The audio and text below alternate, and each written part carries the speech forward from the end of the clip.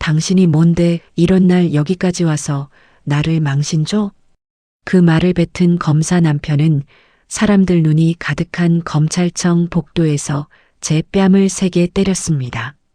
손바닥 소리가 차갑게 울렸고 들고 있던 꽃상자가 기울며 꽃잎이 바닥에 흩어졌습니다. 저는 그저 축하 꽃바구니를 전하러 간 것뿐이었는데 남편 눈에는 제 앞길을 짓밟으러 온 사람처럼 보였던 모양입니다. 그런데 목걸이 끈이 끊어지며 떨어진 그 작은 회중시계를 본 순간 달려온 청소 반장님의 표정이 갑자기 달라지기 시작했습니다. 사연 시작하겠습니다. 그날은 검찰청 주요 수사 발표가 있던 날이었어요. 축하 꽃바구니 주문이 들어왔는데 배달 직원이 갑자기 독감에 걸리는 바람에 제가 직접 가게 됐습니다. 엘리베이터 앞에서 직원들 사이에 남편 보직 인사 얘기와 어떤 여성 실무관 이름이 오가는 걸 들었지만 그때는 그냥 스쳐 지나가는 소문이라 여겼죠. 대회의실 쪽으로 가는데 남편과 그 실무관이 한쪽 이어폰을 나눠 끼고 영상을 들여다보는 모습이 보였습니다. 순간 가슴이 철렁했지만 저는 그냥 꽃상자를 들고 서 있었어요. 그때 한 검사가 저를 알아보고 이 꽃집이 처가에서 하는 곳 아니냐고 가볍게 말을 건네더라고요. 남편은 사람들 앞에서는 웃는 얼굴로 제 팔을 잡더니 자료실 옆 복도로 끌고 갔습니다. 오늘 같은 날 일부러 찾아와서 망신 주고 감시하려고 온 거냐? 낮지만 날이 선 목소리였어요. 제 목에 걸린 낡은 회중시계를 보고는 검찰청에 이런 걸 차고 다니냐며 비웃더라고요. 남편이 목걸이 끈을 잡아당기는 순간 끈이 끊어졌고 시계가 바닥에 떨어졌습니다. 제가 허리를 굽혀 그걸 주우려 하자 남편 손이 제 뺨을 때렸고 저는 꽃상자 모서리에 턱을 부딪혀 비틀거렸어요. 꽃잎이 사방으로 흩어졌죠. 그때 청소 반장님이 달려와 말리셨는데 남편은 청소하는 사람이 검사한테 훈계하냐며 무시했습니다. 그런데 반장님 표정이 갑자기 굳어지더니 바닥에 떨어진 그 작은 시계를 유심히 들여다보시는 거예요. 그때는 그 눈빛이 무엇을 의미하는지 전혀 몰랐습니다. 그저 창피하고 아프고 눈앞이 하얘질 뿐이었거든요. 그 끊어진 시계가 문을 열었다는 걸 실감한 건 반장님의 전화가 끝나고 얼마 지나지 않아서였습니다. 뺨과 턱의 열기가 채 가라앉기도 전에 검찰청 앞에 검은색 수행 차량들이 줄지어 도착했고 사람들이 술렁이기 시작했거든요. 나이가 많아 보이시는 어르신이 천천히 복도로 들어오시는데 분위기가 심상치 않았어요. 나중에 알았지만 그분이 바로 미디어 그룹 회장님이었습니다.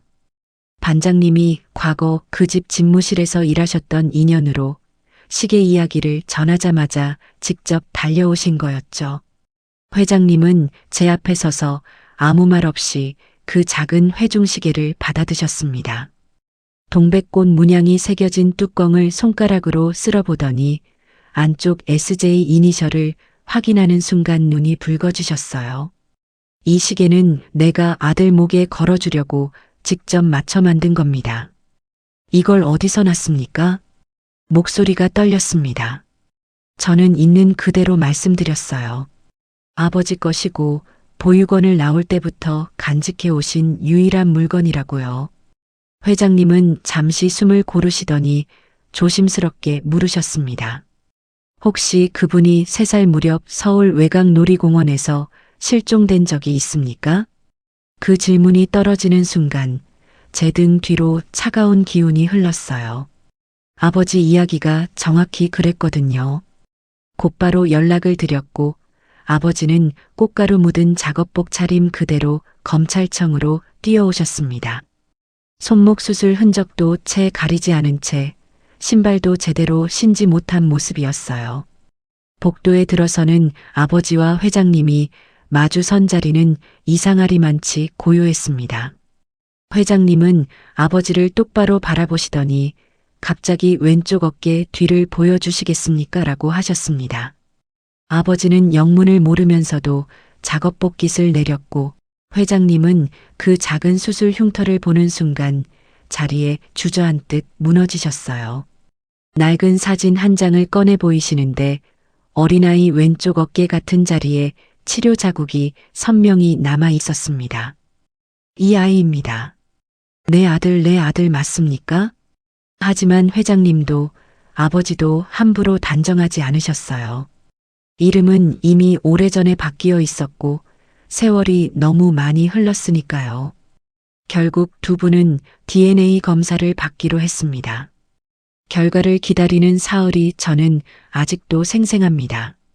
첫날 아버지는 꽃집에 돌아와 꽃 묶음을 세다가 몇 번이나 숫자를 잊으셨어요.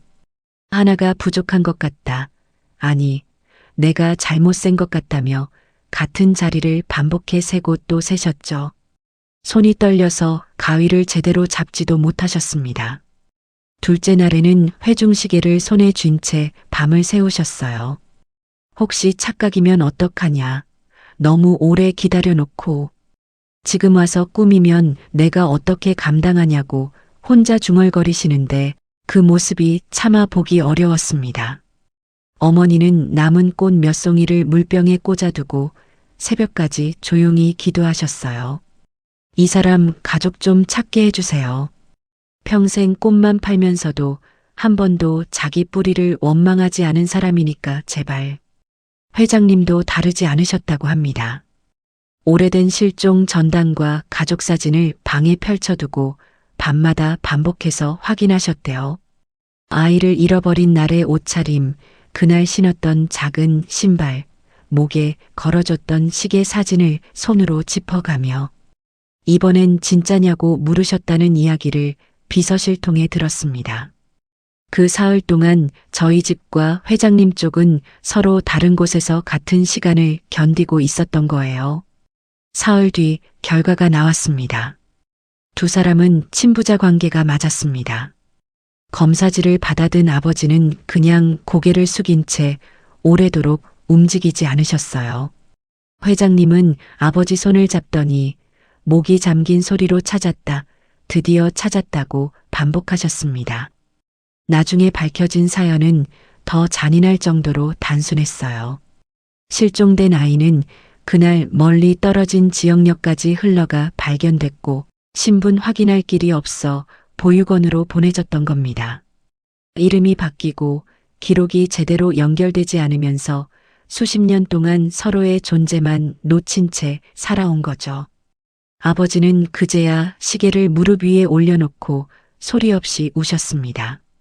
저는 그 모습을 옆에서 지켜보면서 이 작은 시계가 단지 낡은 장신구가 아니었다는 걸 다시 한번 깨달았어요.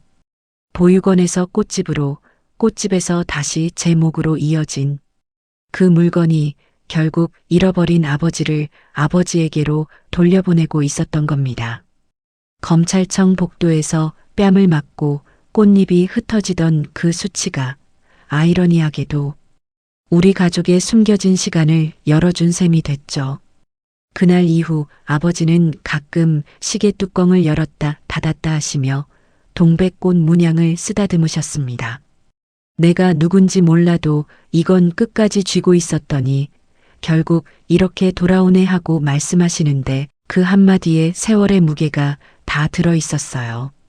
회장님은 아버지를 아들아라고 부르는데 아직 서툴렀고 아버지도 아버지라는 호칭을 입 밖으로 내는데 시간이 필요하셨습니다. 그래도 두 분은 같은 사진을 사이에 두고 앉아 잃어버린 시간과 남아있는 시간을 천천히 맞춰가기 시작했죠. 제게 그 사흘은 폭행의 충격 속에서 뜻밖의 마주한 기적 같은 대기 시간이었습니다. 그리고 그 기적은 누구의 복수로 이뤄진 게 아니라 아버지가 평생 지켜온 작은 시계 한 틱 한 틱이 불러온 것이었어요. 사실 그 시계는 아버지 것이었습니다. 아버지는 놀이공원에서 실종돼 보육원에서 성장하셨고 어린 시절 목에 걸고 있던 그 작은 회중시계를 평생 간직해 오셨어요. 뚜껑에는 동백꽃 문양이 새겨져 있고 안쪽에는 SJ라는 이니셜이 있습니다. 저는 그 시계를 아버지께 물려받아 목에 걸고 다녔죠. 부모님은 시장 한쪽 꽃 좌판에서 시작하셨습니다. 새벽마다 꽃을 나르고 찬바람 맞으며 좌판을 펼치시던 세월이 쌓여 작은 꽃집을 마련하게 된 거예요. 저는 광고회사 마케팅팀에 들어가 부모님의 자랑이 됐습니다. 우리 딸이 꽃집 딸이지만 광고도 한다며 아버지께서는 손님들 앞에서 괜히 어깨를 펴셨죠. 소개로 만난 남편은 처음에는 달랐어요. 꽃을 다루는 부모님이 참 멋있다고 말했거든요. 결혼 초에는 부모님 꽃집에서 꽃다발을 챙겨가 동료들에게 나눠주기도 했습니다. 그때만 해도 저는 그 말이 진심인 줄 알았어요. 그런데 첫 검사 부부 모임 전날 남편이 갑자기 이렇게 말하더라고요. 부모님은 화훼 사업한다고만 해. 시장 꽃집이라고 굳이 말할 필요 없어. 그 말이 이상하게 가슴에 남았습니다. 그 뒤로 남편은 제 손등에 묻은 꽃가루를 보고 검사 아내가 손이 왜 이래 했고 제가 크게 웃으면 웃음소리가 너무 커서 격이 없다고 지적했어요. 옷차림도 너무 편안해 보인다. 검사 부인답지 않다며 하나둘 손을 대기 시작했죠. 제가 광고 캠페인으로 사내 상을 받아 기쁜 마음으로 이야기했을 때는 자기 자리에서 잘난 척하지 말라며 화를 냈습니다. 제가 무엇을 자랑한 게 아니라 그저 부모님께 기쁜 소식을 전하고 싶었을 뿐인데도요. 시어머니 말씀은 더 노골적이었어요. 꽃집은 행사철 아니면 먹고 살기도 힘든 집 아니냐. 너는 이제 검사집 며느리니까 정신 차려. 어머니가 정성껏 보내주신 국화 화분을 남편이 냄새가 난다며 베란다 밖에 내놓았고 그 화분은 결국 얼어 죽었습니다. 저는 그때 아무 말도 하지 못했어요.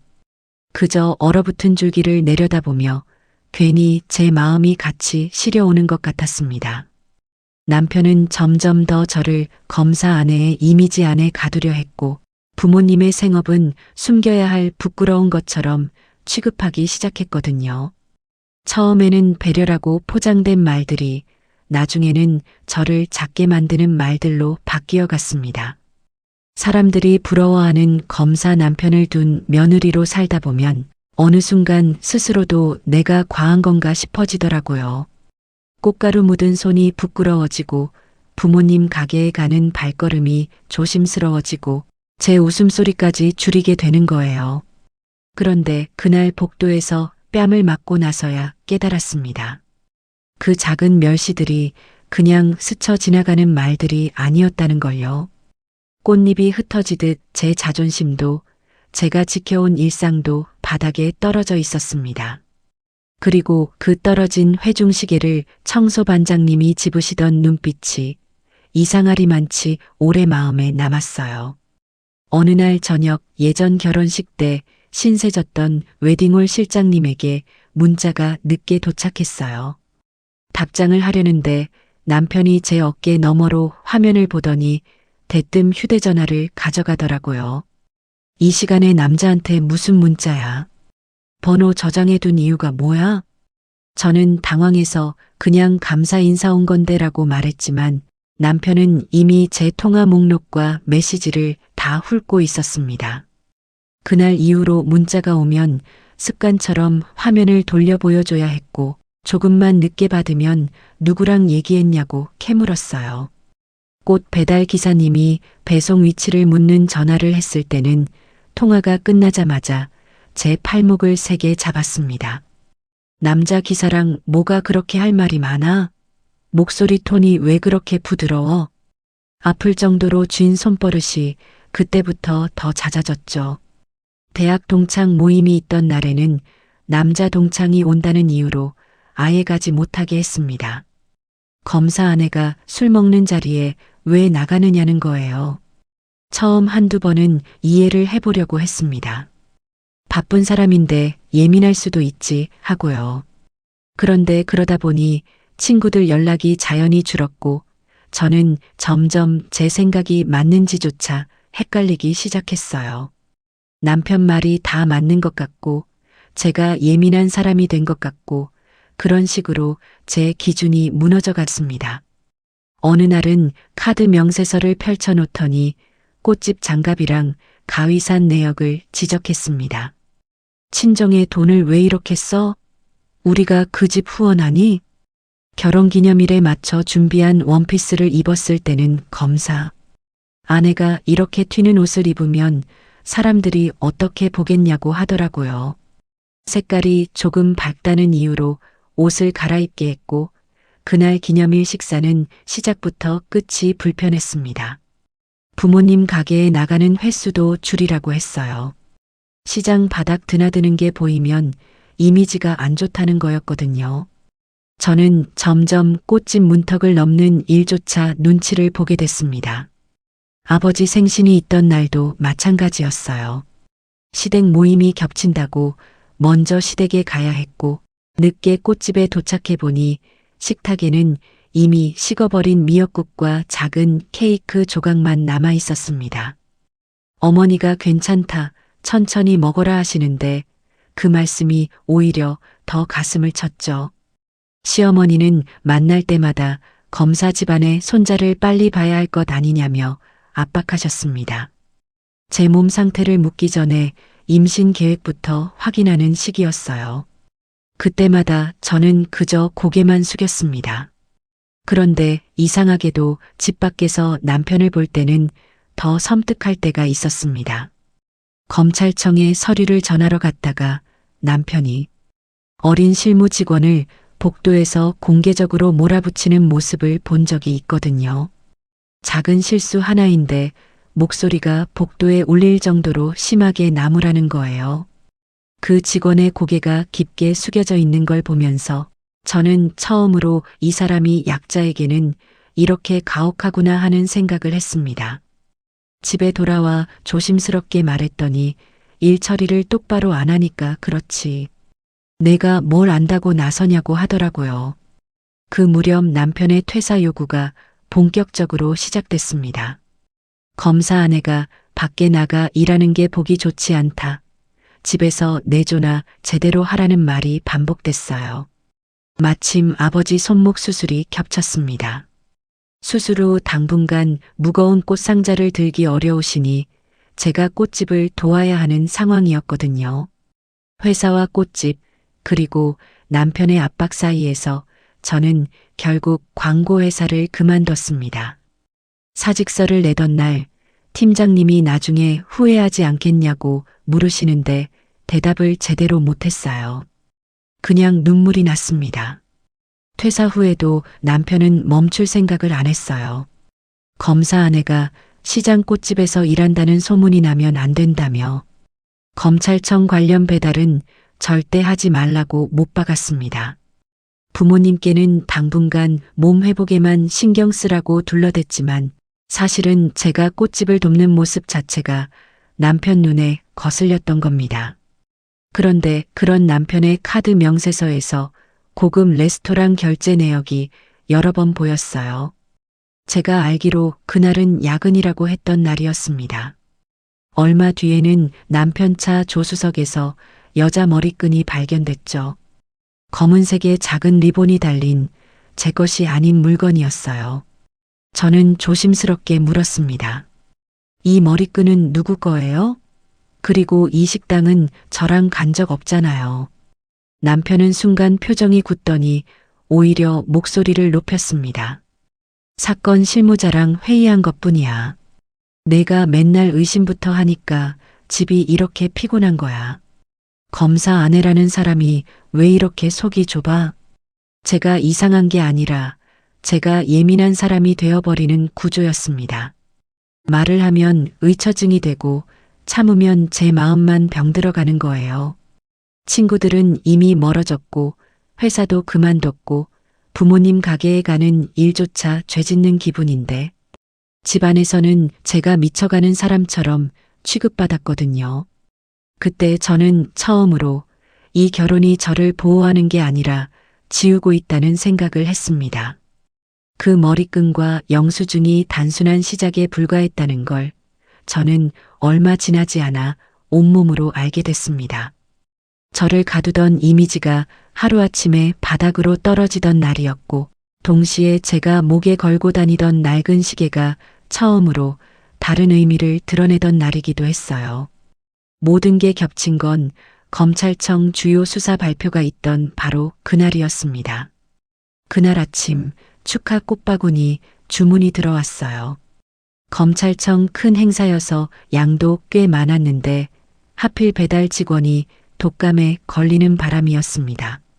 아버지는 아직 손목 수술 후유증으로 무거운 걸 들기 어려우셨고 어머니 혼자 감당하기엔 벅찼거든요. 저는 잠깐 망설이다가 결국 제가 가겠다고 했습니다. 남편이 검찰청 배달은 하지 말라고 못 박았던 터라 마음이 편치는 않았어요. 그래도 꽃만 전하고 바로 나오면 되겠지 싶었죠. 지금 생각하면 그 선택이 모든 걸 수면 위로 끌어올린 셈이었습니다. 검찰청 로비에 들어서는데 이미 분주했습니다. 엘리베이터 앞에서 직원 몇 명이 낮게 이야기하는 소리가 들렸어요. 이번 보직 인사에 그분이 거의 유력하다면서요. 옆에 그 실무관이 계속 붙어서 자료 정리하고 언론 대응까지 한다던데 둘 사이가 보통이 아닌 것 같더라고요. 순간 가슴이 철렁했습니다. 이름은 직접 나오지 않았지만 뉘앙스만으로도 충분했어요.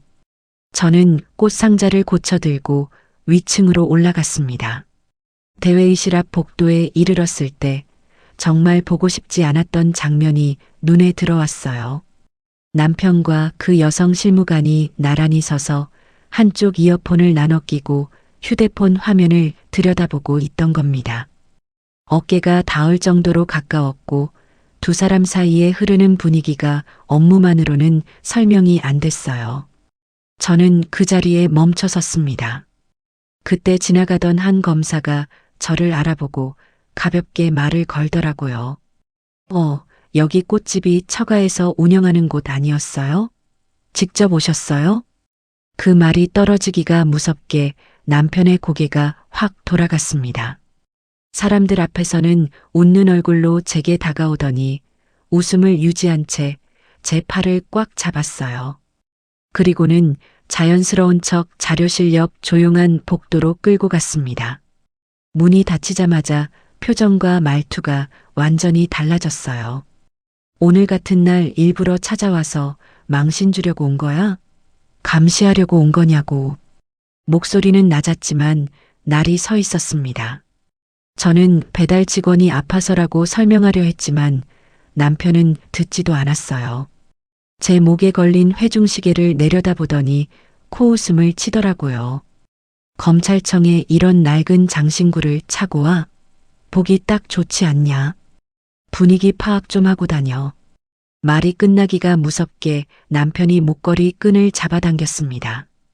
오래된 끈이 견디지 못하고 끊어졌고 시계가 바닥에 떨어지며 작게 튕겼어요. 저는 반사적으로 허리를 굽혀 그걸 주우려 했습니다. 그 순간 남편 손바닥이 제 뺨을 때렸고 몸은 옆으로 밀리면서 꽃상자 모서리에 턱을 세게 부딪혔습니다. 꽃잎과 포장지가 사방으로 흩어졌고 입안에서 곧바로 피가 났죠. 귀가 윙윙거리고 눈앞이 하얘졌어요. 비틀거리는 저를 누군가 부축했습니다. 청소 반장님이었어요. 걸레통을 밀어두시더니 남편 앞을 막아서며 목소리를 높이셨습니다. 지금 뭐 하는 겁니까? 사람을 때리면 어떡합니까? 남편은 오히려 기가 막히다는 표정을 지었어요. 청소하는 사람이 검사한테 훈계야? 지나가는 일인데 끼어들지 마요. 그런데 반장님은 물러서지 않으셨습니다. 바닥에 떨어진 시계를 집어드시더니 뚜껑을 열어보는 거예요. 동백꽃 문양이 새겨진 겉면과 안쪽 SJ 이니셜을 확인하는 표정이 심상치 않았어요. 반장님이 제게 물었습니다. 이 시계 어디서 난 겁니까? 저는 턱을 움킨 채 간신히 대답했어요. 아버지가 보육원을 나올 때부터 간직해온 물건이고 어린 시절 목에 걸고 있던 유일한 단서라고. 그 말을 듣는 순간 반장님 눈빛이 확 달라졌습니다. 바로 자리를 피하시더니 휴대폰을 들고 어디론가 다급히 전화를 거셨어요. 나중에 알았지만 미디어 그룹 비서실로 건 전화였습니다. 그 사이 남편은 주변을 의식한 듯 목소리를 낮추면서도 저를 몰아붙였습니다. 질투 때문에 검찰청까지 따라온 거야. 정신적으로 좀 불안정한 사람이라 집에서 괜히 의심만 하고. 사람들이 하나둘 모여들기 시작했고 누군가는 이미 감찰 쪽에 연락을 넣은 모양이었어요. 얼마 지나지 않아 감찰부에서 감시 카메라를 확보했다는 말이 돌았습니다. 복도 카메라에 남편이 제 팔을 끌고 가는 장면, 목걸이를 잡아당기는 동작, 그리고 뺨을 때리는 순간이 그대로 담겨 있었던 거죠. 그날 이후 남편은 중요 사건에서 바로 빠졌고 보직 심사 대상에서도 제외됐습니다. 사람들이 수군거리는 소리가 복도를 채웠지만 저는 그 자리에서 제대로 서 있지도 못했어요. 꽃잎은 바닥에 흩어져 있었고 끊어진 목걸이 끈은 제 손바닥에 남아 있었습니다. 뺨과 턱에서는 열이 올랐고 무엇보다 수치가 온몸을 덮었습니다. 그런데 이상하게도 반장님이 그 작은 시계를 들여다보던 눈만큼은 잊히지 않았어요. 그 끊어진 시계가 문을 열었다는 걸 실감한 건 반장님의 전화가 끝나고 얼마 지나지 않아서였습니다. 뺨과 턱의 열기가 채 가라앉기도 전에 검찰청 앞에 검은색 수행 차량들이 줄지어 도착했고 사람들이 술렁이기 시작했거든요. 나이가 많아 보이시는 어르신이 천천히 복도로 들어오시는데 분위기가 심상치 않았어요. 나중에 알았지만 그분이 바로 미디어 그룹 회장님이었습니다. 반장님이 과거 그 집 집무실에서 일하셨던 인연으로 시계 이야기를 전하자마자 직접 달려오신 거였죠. 회장님은 제 앞에 서서 아무 말 없이 그 작은 회중시계를 받아드셨습니다. 동백꽃 문양이 새겨진 뚜껑을 손가락으로 쓸어보더니 안쪽 SJ 이니셜을 확인하는 순간 눈이 붉어지셨어요. 이 시계는 내가 아들 목에 걸어주려고 직접 맞춰 만든 겁니다. 이걸 어디서 났습니까? 목소리가 떨렸습니다. 저는 있는 그대로 말씀드렸어요. 아버지 것이고 보육원을 나올 때부터 간직해 오신 유일한 물건이라고요. 회장님은 잠시 숨을 고르시더니 조심스럽게 물으셨습니다.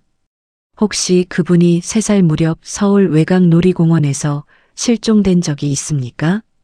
그 질문이 떨어지는 순간 제 등 뒤로 차가운 기운이 흘렀어요. 아버지 이야기가 정확히 그랬거든요.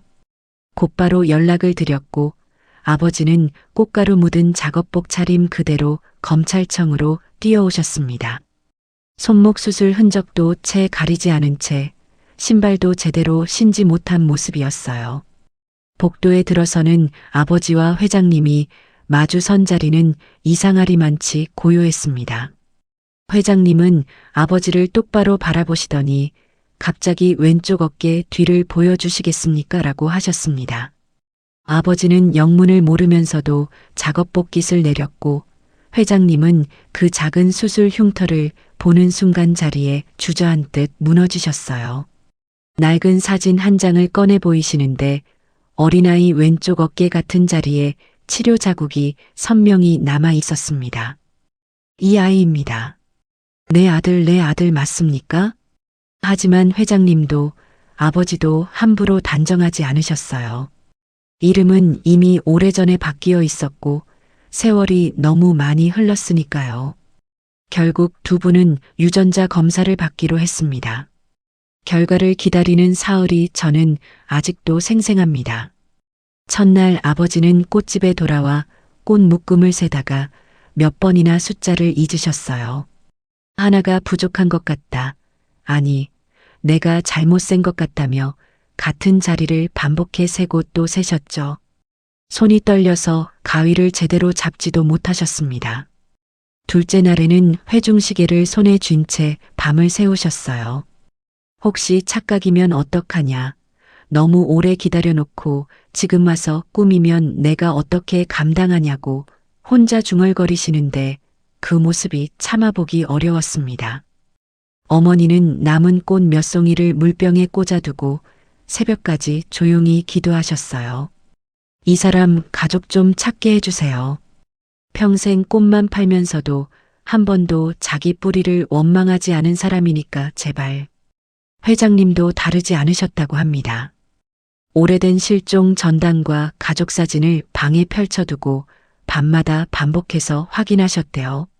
아이를 잃어버린 날의 옷차림, 그날 신었던 작은 신발, 목에 걸어줬던 시계 사진을 손으로 짚어가며 이번엔 진짜냐고 물으셨다는 이야기를 비서실 통해 들었습니다. 그 사흘 동안 저희 집과 회장님 쪽은 서로 다른 곳에서 같은 시간을 견디고 있었던 거예요. 사흘 뒤 결과가 나왔습니다. 두 사람은 친부자 관계가 맞았습니다. 검사지를 받아든 아버지는 그냥 고개를 숙인 채 오래도록 움직이지 않으셨어요. 회장님은 아버지 손을 잡더니 목이 잠긴 소리로 찾았다, 드디어 찾았다고 반복하셨습니다. 나중에 밝혀진 사연은 더 잔인할 정도로 단순했어요. 실종된 아이는 그날 멀리 떨어진 지역역까지 흘러가 발견됐고 신분 확인할 길이 없어 보육원으로 보내졌던 겁니다. 이름이 바뀌고 기록이 제대로 연결되지 않으면서 수십 년 동안 서로의 존재만 놓친 채 살아온 거죠. 아버지는 그제야 시계를 무릎 위에 올려놓고 소리 없이 우셨습니다. 저는 그 모습을 옆에서 지켜보면서 이 작은 시계가 단지 낡은 장신구가 아니었다는 걸 다시 한번 깨달았어요. 보육원에서 꽃집으로, 꽃집에서 다시 제 목으로 이어진 그 물건이 결국 잃어버린 아버지를 아버지에게로 돌려보내고 있었던 겁니다. 검찰청 복도에서 뺨을 맞고 꽃잎이 흩어지던 그 수치가 아이러니하게도 우리 가족의 숨겨진 시간을 열어준 셈이 됐죠. 그날 이후 아버지는 가끔 시계 뚜껑을 열었다 닫았다 하시며 동백꽃 문양을 쓰다듬으셨습니다. 내가 누군지 몰라도 이건 끝까지 쥐고 있었더니 결국 이렇게 돌아오네 하고 말씀하시는데 그 한마디에 세월의 무게가 다 들어 있었어요. 회장님은 아버지를 아들아라고 부르는데 아직 서툴렀고 아버지도 아버지라는 호칭을 입 밖으로 내는데 시간이 필요하셨습니다. 그래도 두 분은 같은 사진을 사이에 두고 앉아 잃어버린 시간과 남아있는 시간을 천천히 맞춰가기 시작했죠. 제게 그 사흘은 폭행의 충격 속에서 뜻밖의 마주한 기적 같은 대기 시간이었습니다.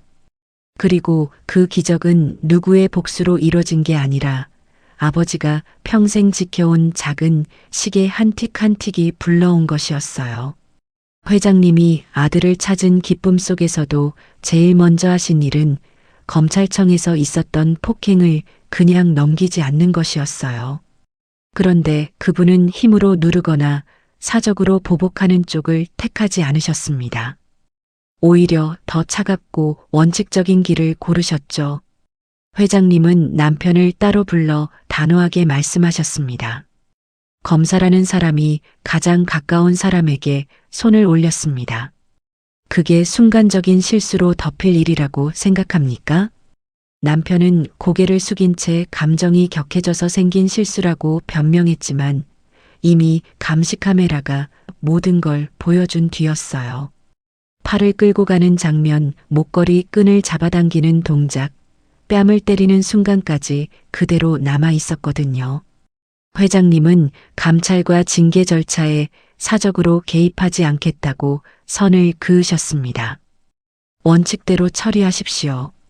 내가 아들을 찾았다고 해서 법을 구부릴 생각은 없습니다. 그 말이 오히려 남편에게는 더 큰 압박이 됐던 것 같아요. 감찰이 본격적으로 시작되자 폭행 외의 문제들이 줄줄이 드러났습니다. 실제 회의가 없던 날의 고급 식사비와 택시비가 사건 비용으로 처리된 내역이 확인됐고 그걸 반복해서 청구해 온 정황까지 잡혔어요. 단순한 실수가 아니라 습관처럼 이뤄진 부정에 가까웠던 겁니다. 더 심각했던 건 여성 실무관과 주고받은 메신저였습니다. 두 사람은 비공개 수사 내용을 언제 언론에 흘리면 효과가 클지 시점을 논의했고 그 안에는 애정 표현과 만남 약속도 섞여 있었어요. 호텔 이용 기록까지 맞춰보자 변명의 여지가 거의 사라졌습니다. 남편이 저를 의심 많은 사람으로 몰 때 숨기고 있던 것들이 결국 서류와 기록으로 다 나온 거예요. 저는 그 자료를 전달받으며 손이 떨렸습니다. 화가 나기 전에 허탈함이 먼저 밀려왔거든요. 제가 미쳐서 집착했던 게 아니라 처음부터 무언가 있었던 거였으니까요.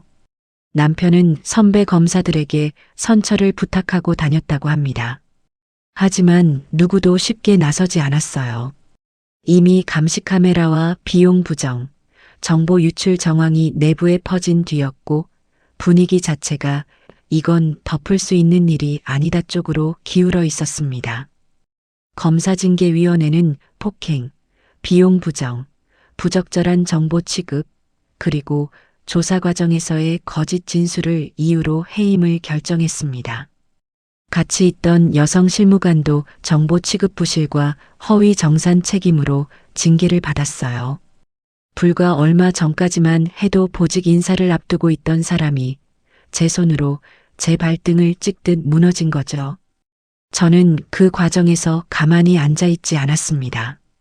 진단서와 감시카메라, 청소반장님의 진술을 바탕으로 형사고소를 했어요. 맞아서 생긴 상처는 시간이 지나면 옅어지겠지만 그때의 공포와 수치까지 그냥 묻어두고 싶지는 않았거든요. 고소 이후 남편이 꽃집 근처를 서성거린다는 이야기를 듣고는 곧바로 접근 금지와 보호 명령을 신청했습니다. 더 이상 부모님 생업 앞에 그 사람이 그림자를 들이우게 둘 수 없었어요. 형사재판에서 상해 혐의는 유죄로 인정됐습니다. 법정에서 남편은 다시 우발적이었다. 가정 문제로 확대됐다고 했지만 기록 앞에서는 힘이 없었어요. 이혼 소송과 위자료 청구도 받아들여졌고 상대 여성에 대한 손해배상 청구 역시 일부 인정됐습니다. 판결문을 받아들던 날 저는 승패의 짜릿함보다 긴 호흡이 먼저 나오더라고요. 마침내 제 이름이 검사 아내가 아니라 한 사람의 피해자로 또 권리를 찾은 당사자로 적혀 있었거든요. 그 무렵 시어머니가 뒤늦게 연락을 해오셨습니다. 아들이 모든 책임을 집에서의 스트레스와 원가정 문제 쪽으로 돌리자 그제야 제게 사과를 하신 거예요. 내가 너무 내 아들만 보았다. 내가 참고 산 걸 몰랐다. 그 말씀을 들으며 저는 울지 않았습니다. 고맙다기보다 참 늦었다는 생각만 들었거든요. 아들이 검사라는 이유로 며느리에게 희생을 당연하게 요구하시던 시간들이 한꺼번에 떠올랐으니까요. 그래도 그 사과를 아예 외면하지는 않았어요. 누군가를 미워하는데 남은 힘을 다 쓰고 싶지는 않았으니까. 돌아보면 남편을 무너뜨린 건 회장님의 권력이 아니었습니다. 감찰 자료와 감시 카메라, 비용 기록, 메신저, 그리고 제가 제출한 고소장이 절차대로 움직인 결과였죠. 법을 다루던 사람이 법 앞에서 가장 초라해지는 모습을 지켜보는 일은 가뿐하지 않았어요. 하지만 분명한 건 있었습니다. 가까운 사람에게 폭력을 행사하고 공적인 비용을 사적으로 쓰며 수사 정보를 흥정거리처럼 다루던 태도는 어떤 직함으로도 가려지지 않는다는 사실이요.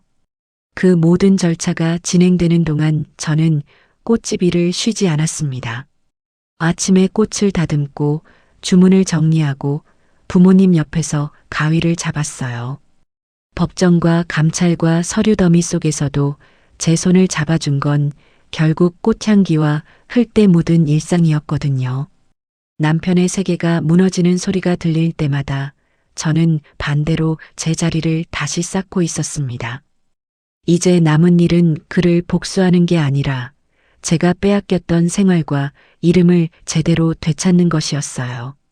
법은 그를 단죄했지만 제 삶은 그 단죄 위에 멈춰 있지 않으려 했습니다. 회장님은 아버지를 찾은 기쁨이 커질수록 무엇인가를 해주고 싶어 하셨습니다. 어느 날 조심스럽게 큰 돈을 건네시려 했는데 아버지는 고개를 저으셨어요. 그냥 받을 수는 없습니다. 저는 꽃 팔아서 여기까지 온 사람이라 그 돈은 마음이 불편합니다. 대신 아버지는 이렇게 부탁드렸습니다. 냉장 창고랑 작업장만 제대로 손볼 수 있게 도와주십시오. 꽃이 덜 상하고 저희가 더 제대로 일할 수 있게요. 회장님은 그 말을 듣고 한참을 바라보시더니 알겠다고 하셨습니다. 강요하지 않고 아버지의 방식을 존중해 주신 거죠. 그 뒤로 꽃집은 조금씩 달라졌어요. 저온 창고가 들어서고 포장 작업실이 분리되면서 시장 좌판에서 시작했던 작은 가게가 전문 작업장 모습을 갖추기 시작했습니다. 설비만 좋아진 게 아니었어요. 아버지 어깨가 한결 펴지셨고 어머니도 이제 비가 와도 꽃이 덜 상한다며 밤마다 창고 문을 다시 확인해 보셨습니다. 얼마 지나지 않아 공개 심사 기회가 왔습니다. 기업 행사와 재단 행사 꽃 장식을 맡길 업체를 뽑는 자리였거든요. 저희는 특혜를 바라지 않고 서류와 현장 심사에 정면으로 임했습니다. 제가 예전에 광고회사에서 캠페인 짜던 방식으로 제안서를 다듬고 아버지는 실제 꽃 구성과 보존 상태를 직접 보여주셨어요. 결과가 발표되던 날 저희 가게 이름이 불리었을 때 아버지는 도장을 쥐고도 한동안 찍지 못하셨습니다. 내 이름이 여기 이렇게 들어가네.